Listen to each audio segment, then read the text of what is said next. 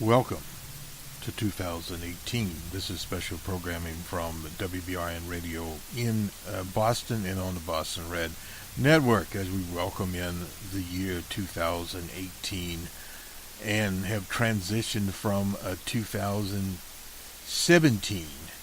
And we'll start with a little montage of the world and welcoming in 2018.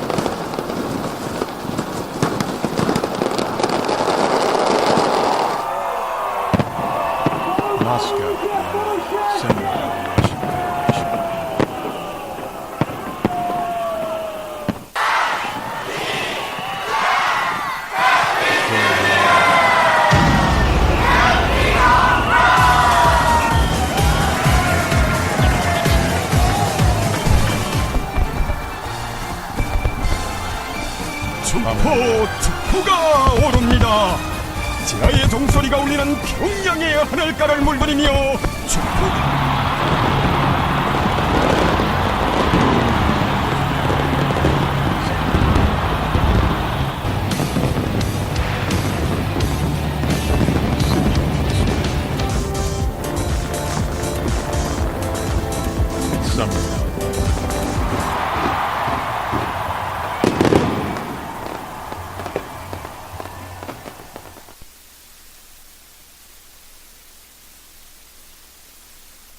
Welcoming in the new year.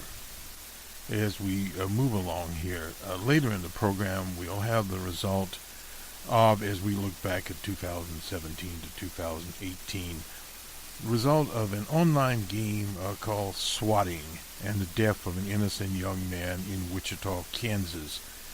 We'll have the audio from the police.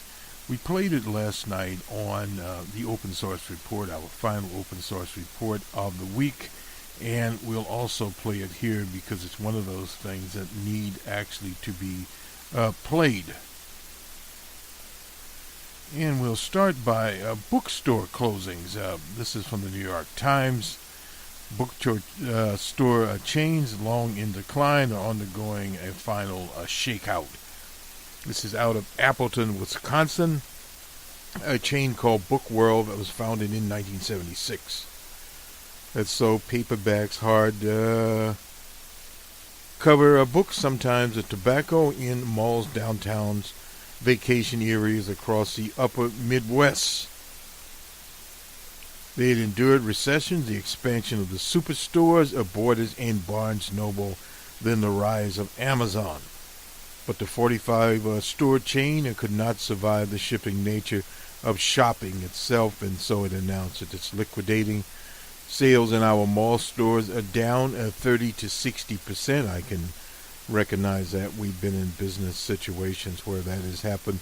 That is from Bill Sturzer, that is how you pronounce his name, the owner of Book World. The internet is killing retail. Bookstores are just the first to go. There's no doubt about that. I recall back in the days of Montgomery Ward and Company, we had the store catalogs. Basically, the internet is a big store catalog, and we didn't have as much. And the store catalogs impacted on local retail. But in those days, you had to get the catalogs and order from the catalogs, and it would be sent out to you. Now you can go to the internet and almost instantaneously, the Amazons and various others have warehouses positioned all over the world, and particularly in North America. E-commerce became more deeply embedded in the fabric of daily life, including the first time in rural areas. Bookstores are undergoing a final shakeout. a family Christian bookstore which had 240 bookstores that sold books and other religious paraphernalia closed this year. Not long after that, Hastings Entertainment, a retailer of books, music, video games with 123 stores, declared bankruptcy, then it shut down. So you're seeing this happen out here in the retail sector. Books aren't going away, but bookstores are. That is from Matthew Duckett, a bookstore world sales associate waiting for customers in West Bend, Wisconsin. And we'll get showing some of these empty shelves here. Here's one to measure the upheaval in book selling. Replacing a book world is the fourth largest chain. Publishers Weekly says will be a company that has no physical presence for a few years. They would be Amazon, which is having conquered the virtual world, has now opened and announced 15 bookstores, including the Time Warner Center in Manhattan. So in other words, you see a cycle here. Amazon now understands they need a local presence to complement the massive online presence. So in some places they will have it because they'll have plenty of space there, and they'll get into places like the Time Warner Center and set up, period. In a famous passage from Ernest Hemingway, for those who remember Ernest Hemingway, The Sun Also Rises, a novel that Book World used to sell a character, is asking how he went bust. Two ways, he answered: gradually, then suddenly. Well, no doubt about it. But what Amazon is able to do here is to use the name Amazon and open their bookstores. I remember once, where was it, out in the Midwest, we had a case involving a bookstore actually called Amazon. And this was in the early days of Amazon. They had the name before Amazon got the name. And, of course, Amazon couldn't say, well, we're naming our bookstore after the Amazon.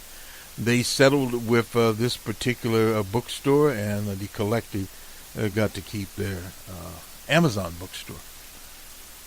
I don't know if they're still in business or not. I'd have to check on that. It was many years ago when O.J. was in jail. As we'd say a few years ago, e-books were widely assumed to be driving the physical books and physical bookstores to extinction.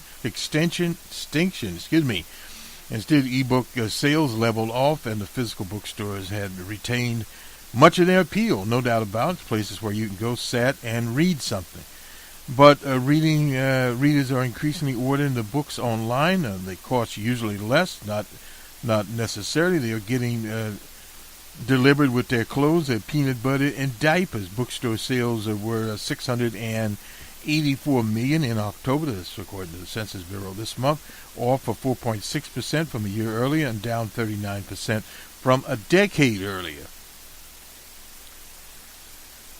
There aren't many businesses that can survive 20 to 30% drops. So that is Mr. Saray, I suppose. He's 68. Closing was the last thing in the world I wanted, but reality set in. No doubt about it. He could not adopt his business model. Many of the book and mortar stores that are left, particularly the smaller ones, they are taking on the same persona as Amazon. You can order your books online from them. And if you happen to be in the city, etc., you can go actually visit the store. Now, the downside there is the store, of course, obviously the physical plant, has rent to pay. And online, you basically are virtual. You do pay rents, but it's a little different kind of setup there. Walking around some of Book World's stores in its home state of Wisconsin underlines the tough retail environment. The stores in Mequon is a strip mall with at least 8 empty storefronts. Now, in Oshkosh, the store is on the main street, but at 10 a.m. there is no foot traffic. The store in Fond du Lac, I've been there before, were almost as bleak. And a lot of that is locations. Some of them are downtown. People are not there. Some of them in these strip malls, they're not there. The streets that look as if an overpowering recession has hit, but the unemployment rate in Wisconsin fell this year to a 17-point low. That doesn't mean that the people in Boss Walker's estate, Mequon, is especially affluent. Household income is double the national average. This is Amazon Prime territory. It's the shoppers drawn to the fast shopping membership programs that some analysts say is half of the households in the country have joined. Well, Amazon Prime, even I have an Amazon Prime membership, don't use it very much. Anyway, we go local. We don't buy very many books. They're terribly expensive. Since Amazon dominate online book sales even more than it dominates online retails, its coffers will likely get a boost from the demise of Book World. No doubt about that. They will. They quote somebody named Glenn Butts. He's a flight instructor and a pastor browsing amongst the bargains in the store. Well, in West Bend, they're off by 50% in person, 50% online. I should have got in on that. Didn't know about it. But this is the saga of Book World. Technology is going to be the downfall of civilization. Now, who said this? I don't like things going online, so I won't be buying books there, said Susan Bridges, a former substitute teacher, buying a collection of Emerson's essays in Mequon. Technology is going to be the downfall of civilization. Stoicism is a classic Midwest attitude, while which probably helped Book World alive for years. Well, I'm not so sure about that. People give lip service to these kinds of things, but they don't adhere to them. Convenience changes our expectation, erodes our taste, said Michael Swartz, who grew up riding his bike to Book World in Portage, where he buys everything from Stephen King. Stephen King writes. That pushed Mr. Swartz to become a horror writer himself. Well, he's a writer. Okay. Well, anyway. So, I mean, these are stories here. We'll finish this up, but this is something, a good thing to talk about on New Year's Day of 2018, looming over the fate of stores in Amazon. Mark DuPont, the son-in-law of Book World Senior Vice President, said in the interview that the chain, at the chain's headquarters, that he, unlike others in the industry, did not hold any animosity towards Amazon. Whatever. A book, $1 million, taken private by its investors in 2015 after its market capitalization plunged. Its second rack, half-price books. I've been to those before. Many of whose books are second-handed. Remains the third. The age of physical chains is behind us, unless you don't need to be a proper. That is from Daniel Golden, the owner of Boswell Book Company in Milwaukee, the sole surviving descendant of a local chain that began in 1927. And we'll finish this up now. I like attraction, I like antiques, he said, and I think it's important for kids to read and do it the old-fashioned way. That is, and he's aware of the challenges. I don't think there's any doubt that Amazon, Walmart, and all these places make it more difficult for a single store. There's no doubt about that. But single stores can have a readership. Mike Baer hopes to do in Maniquander, a small town near the Michigan border. He owns a gift shop where he sells a small quantity of children's books. Well, those can be done. There are things that one can do. Incidentally, from the Los Angeles Times, marijuana, cannabis is legal in California today, but it still could keep you from getting a job. Well, you could get listed there. Ellen Kumpel, cannabis activist of the cannabis activist group Normal. Used to do quite a bit of work with Normal. Said she received a few dozen emails calling from employees asking whether marijuana is now exempt from the drug test. Crossing the line is almost every email response. I wish I had better news. Recreational use of marijuana is now legal in California, but the law states that employers have the right to maintain a drug and alcohol-free workplace. Now, this is something brought in by the right-wingers. Alcohol had really never been a big problem. Once in a while, with engineers or somebody like that, somebody got drunk. Of course, usually the firemen, everybody wasn't drunk on the train. They had few accidents, in other words, what I'm saying is. But this whole paranoia from the right about drug use, that's one way of making people unemployable. Normally what happens at most of these jobs, the drug testing occurs when you take the job. This even applies to police officers and those kind of people. They're not randomly or surprisingly drug tested.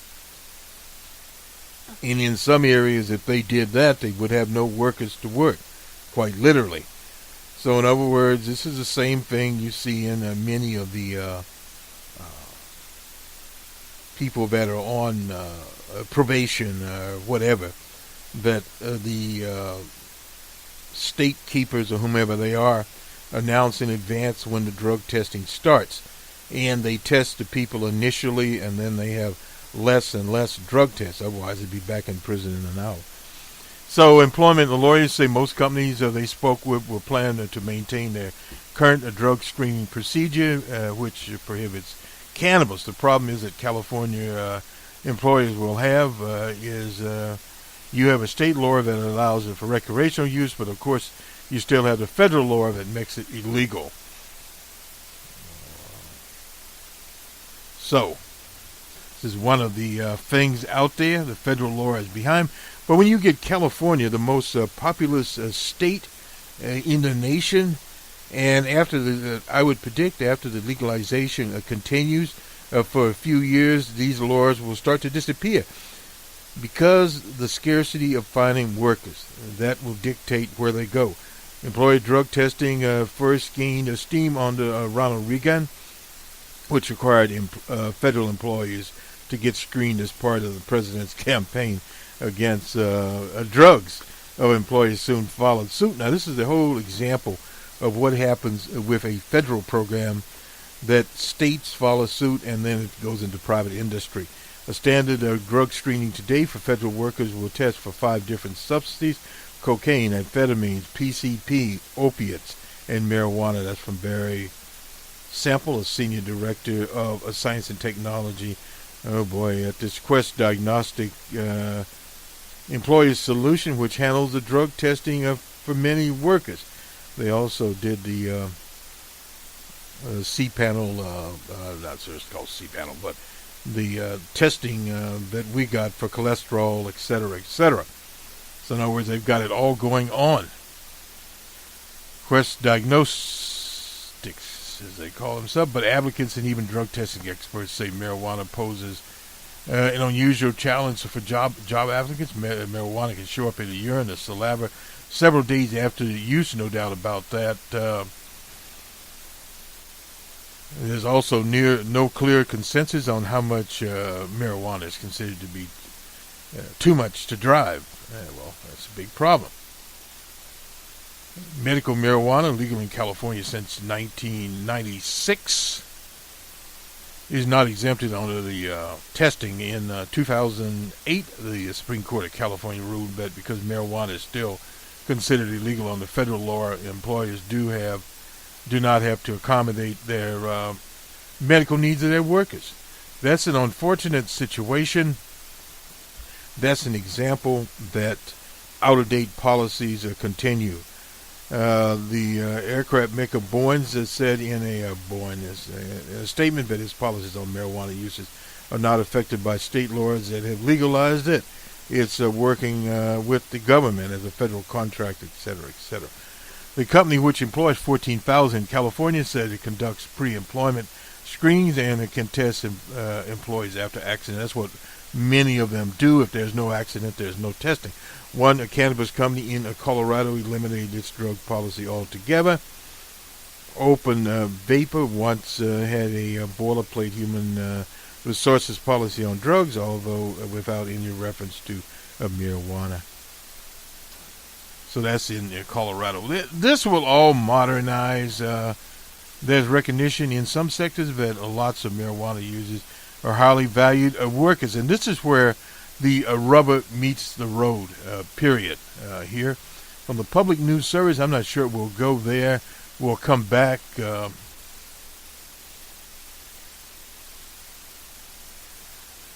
have to skip some things here. This is from the People's World, a New Year wish for a brighter socialist future. This is by Victor Grossman, a fellow that has spent many years in what was the Democratic Republic of Germany, and is now part of the unified Germany, known as mainly as the East. He was a Harvard graduate working in a Buffalo, New York steel mill in the early 50s, where he recruited workers into the CPUSA. He was drafted into the Army. Instead of shipping him off to Korea, he was assigned to a base in the west of Germany. When, as part of the McCarthyite terror, he faced arrest on his own base. He escaped instead to East Germany, where he remained as a teacher, journalist, married and raised a family. He is the only person on earth who has graduated from Harvard and Karl Marx Strata University. Since the absorption of the German Democratic Republic into the Federal Republic of Germany, he has remained in Berlin as a journalist and activist in Die Linke. That's the German left party. Having this information will enable readers to better appreciate his story. Berlin and Germany often offer plenty to write about, sometimes much of it unpleasant. We'll just highlight this. Bargaining on a new form of government there will last well into 2018, and with little prospect of the thus far of change for the better, our hope in general. So with this holiday season, for so many, I've decided to stray briefly from politics, if you will permit. He's an old bird watcher here amongst his friends. We're lost with the robins, the blue jays, the cardinals, the red wingers, the hummingbirds, etc. Over the years, I miss some of the winged friends almost as much as some of the human ones. Well, he's smart there. Those achievements during the years of socialist German Democratic Republic were not evident everywhere. They did come without blinders and blemishes, and in some ways, however, they pointed to the possibility of a happy human future. During those days of hope, I gradually became friendly with fauna here. No warblers or hermit. Oh, these are birds. We won't spend much time on them. But growing older, I did far less traveling and few opportunities to visit the countryside. Raised largely in Manhattan, I felt comfortable even near the center of East Berlin, and the new housing behind our building was scattered spaciously and with larger kindergarten and nursery areas, framed by even a taller, beautiful blossoming chestnut trees, lilacs, etc., dozens of other shrubs there. My attention had not been limited to the birds, of course. The years and a sense of tremulous, even the bloodless events often less than a mile away have brought many and many changes into major ones. The chestnut trees and lilacs remain, but the school and playground refurbished at first during the GDR days were allowed to deteriorate. And that can be seen as sort of what happened in the U.S. in small town America, and even during urban renewal. Blight came, Even before the big change in Germany, Vidi Turn, local retail shops were retreated before the supermarkets advanced, but then they speeded up. The Aldis, that's a German firm, and Lip were often the offered brand new expansions of commodities and some hereto unavailable, even unknown things. The new change could provide customers without out-of-season or tropical delights because they were linked to places where exploitation of workers is the norm. No doubt about that. I was reading about the largest purveyor of palm oil having to separate itself off from some supplier in Guatemala. I never imagined in those GDR days that the new United Germany would mute appeals that I hear now daily. Appeals for small change from women standing outside supermarket doors. I never imagined then the figure of sleeping men, seeing how bundled up on hard coal subway floors. The new Berlin city government allows them this obscene privilege in ice cold winter. And that was not something that you had around. Also indoctrinating the people on smoking Lucky Strikes and Camels, the cigarettes. Never imagined in GDR days that we'd have a new united Germany. There would be far more whirling helicopters and flight planes overhead in the skies than before. No doubt about that. Wasn't as militarized. Money in that.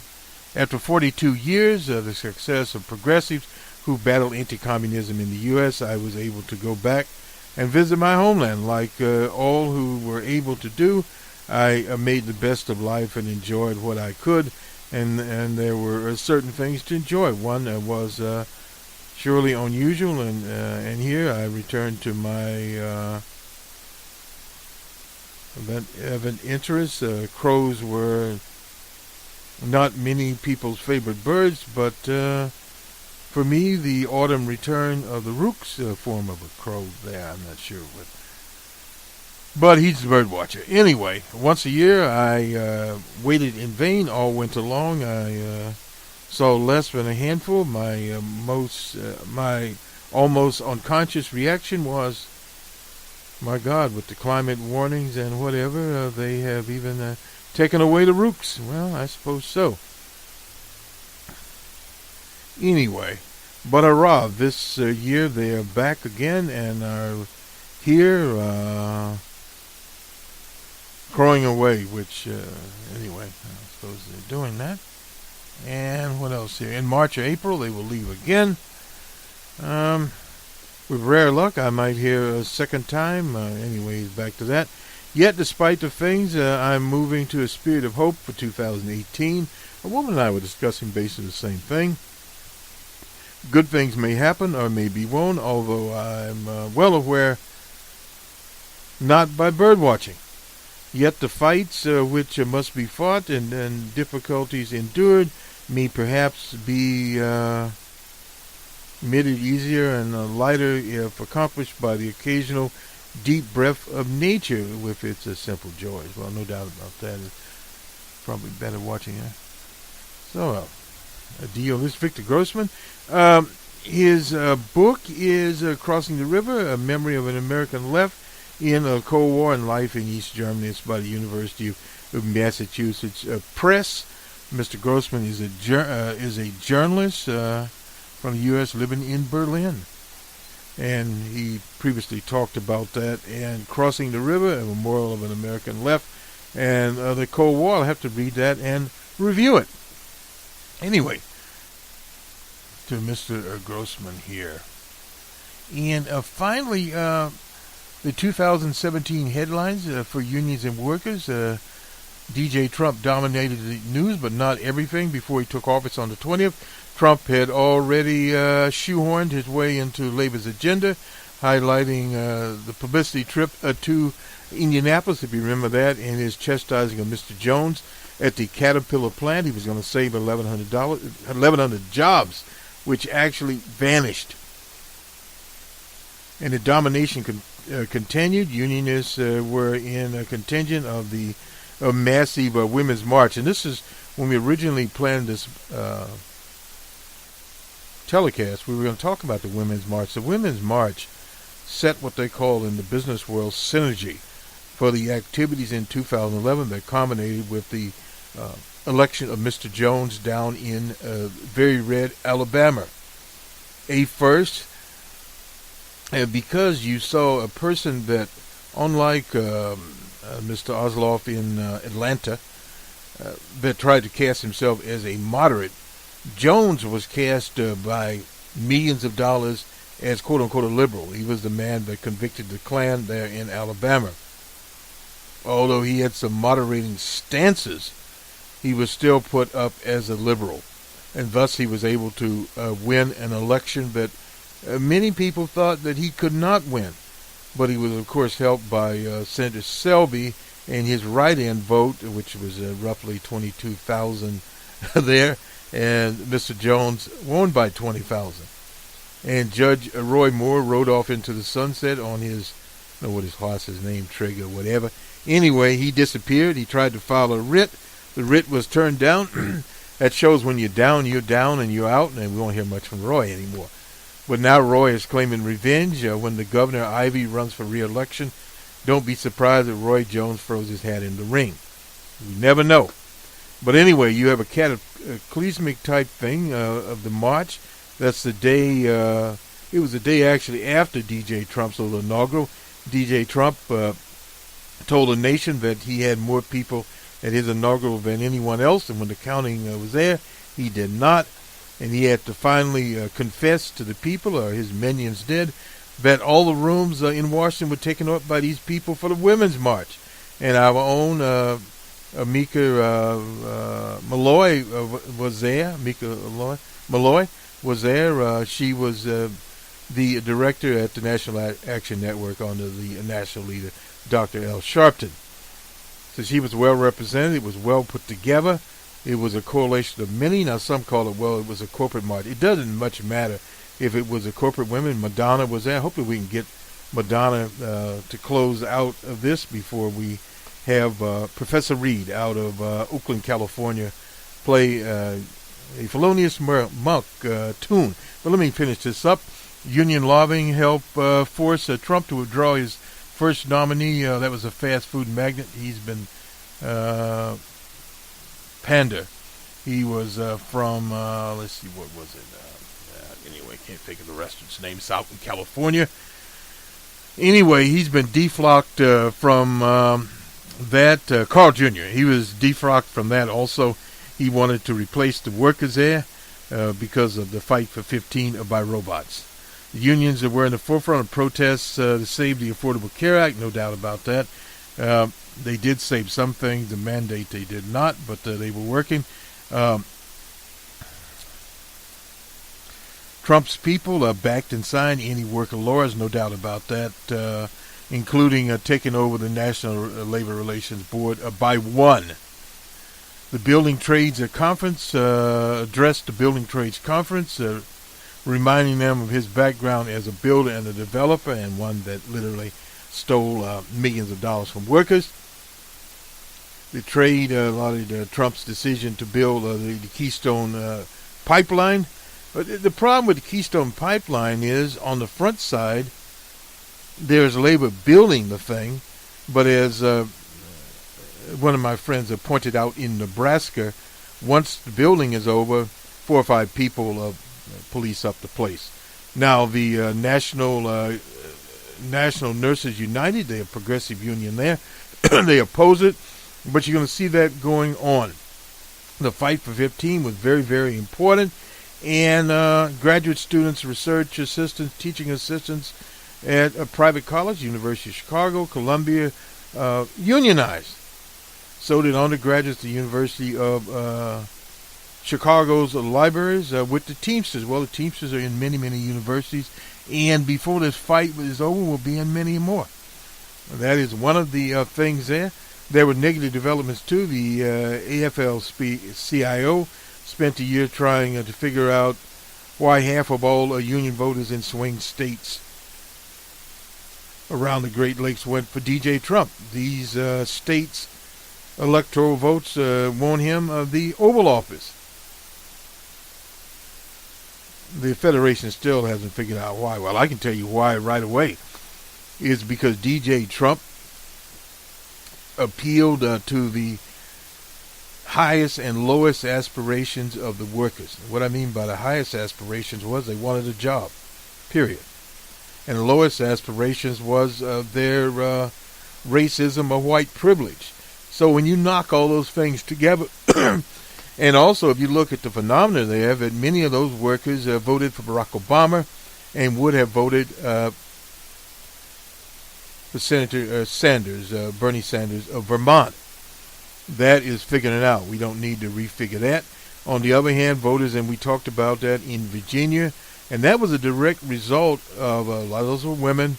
They were also the GBT peoples there also. Banded together, did what is called grassroots work, and they were able to make some advances. From the Mine Workers Union, Jim Gibbs gave the AFL-CIO convention a piece of his mind, lack of diversity.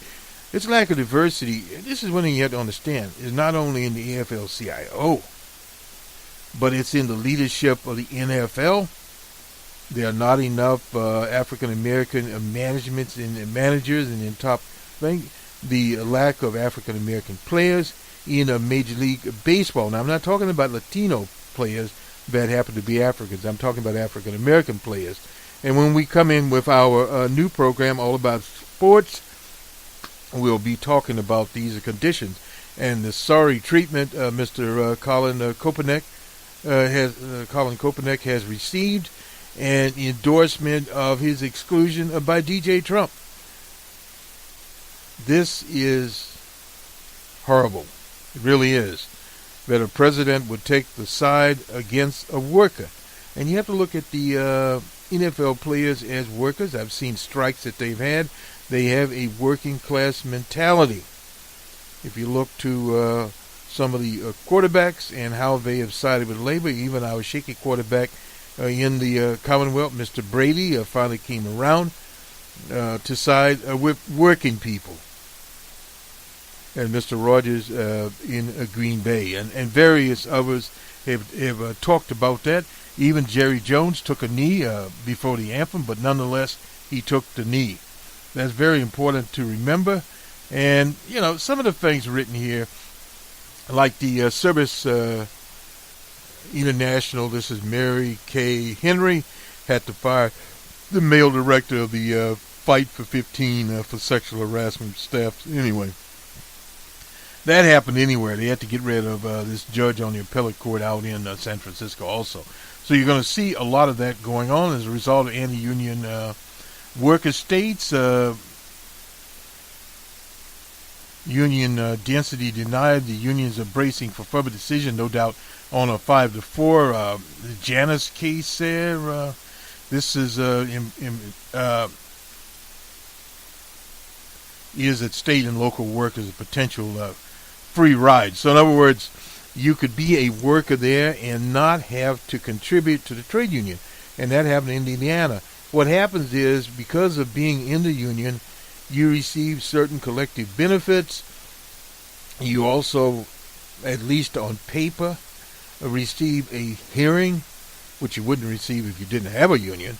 And when the union disappears to disappear to the deduct box, as Huey Long's people used to call it, the union disappears, and eventually, as the union withers away, the collective bargaining decisions by these so-called employee flunky organizations are basically ignored, and turmoil ends there.